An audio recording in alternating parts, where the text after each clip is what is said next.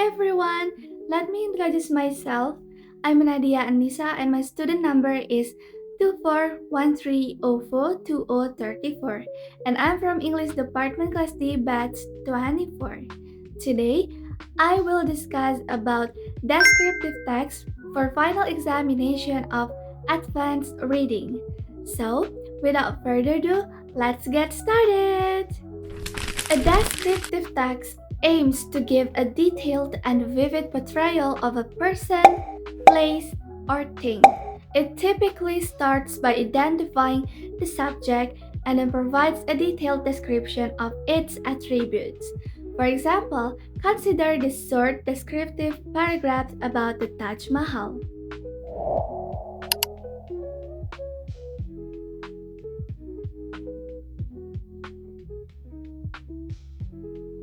In this video, I will analyze this text by explaining its content, structure, and purpose, asking critical questions about it, and sharing my personal response. So, let's get started!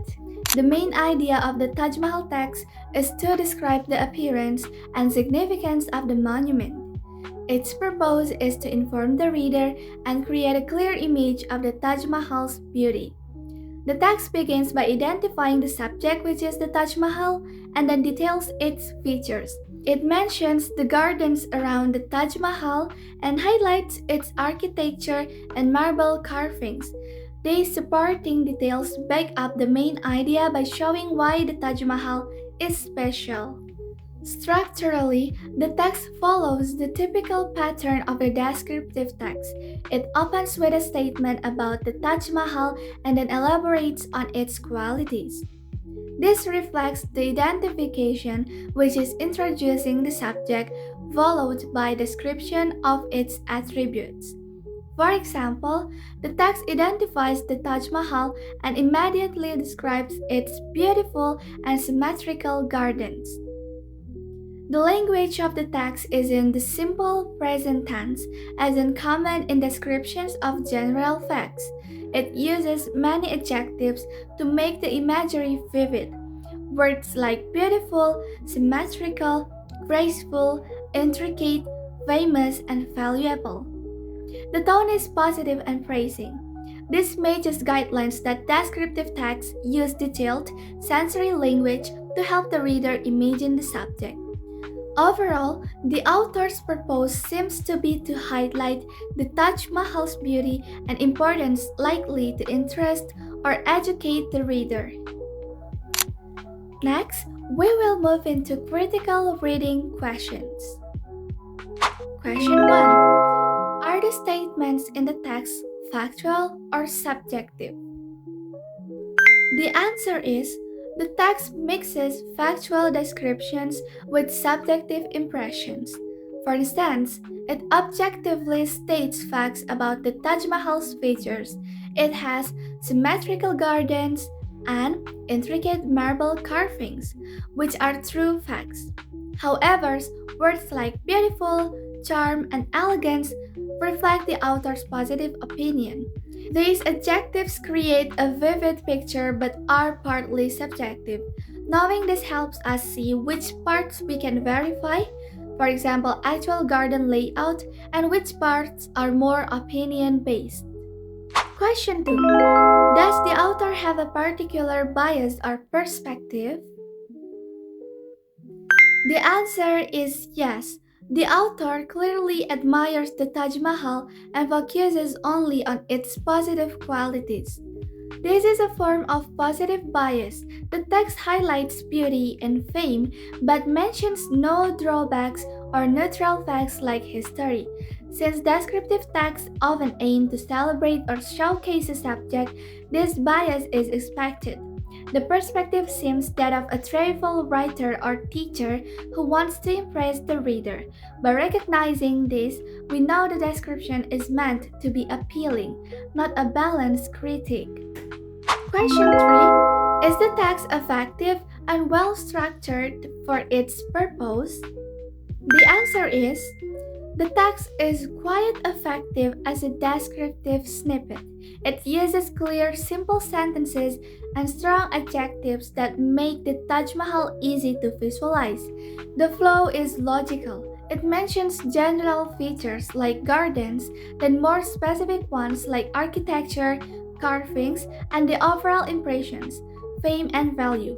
One small note, it jumps straight into description without a classic opening line like, "The Taj Mahal is a mausoleum in India." However, in context, this is fine. Overall, the language and structure achieve the goal of giving the reader a quick, vivid sense of the place. I find this descriptive text engaging because it helps me picture the Taj Mahal clearly. The adjectives and details made an image come to mind. At the same time, reading it critically makes me aware that it is a glowing portrayal. I ask myself, what is real fact and what is the author's view? For example, famous and valuable cultural heritage. It is true because it is a UNESCO World Heritage Site, but it also shows how the authors values it. This exercise reminded me how important critical reading is even with descriptive text. By questioning the text, I learned not to take every word at face value. Even though the text isn't arguing a point, I still need to consider the author's intention and perspective. Critical reading helps me understand why the writer chose certain words and details. It also helps me connect the text to what I know, for instance, checking if the facts about the Taj Mahal are accurate. In my personal practice, I will continue to enjoy descriptive writing for its imagery, but I will also think about its context and reliability.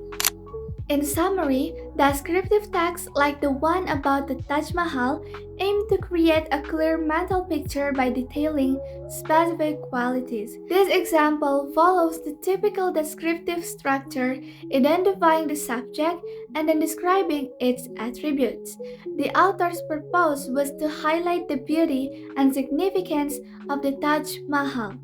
By asking critical questions, we saw that the text uses both factual details and subjective praise. Critical reading is important because it makes us aware of these aspects. It teaches us to check the credibility of information and to understand the author's viewpoint. This careful analysis and reflection help us become better readers and thinkers, applying the skills we have learned in this course.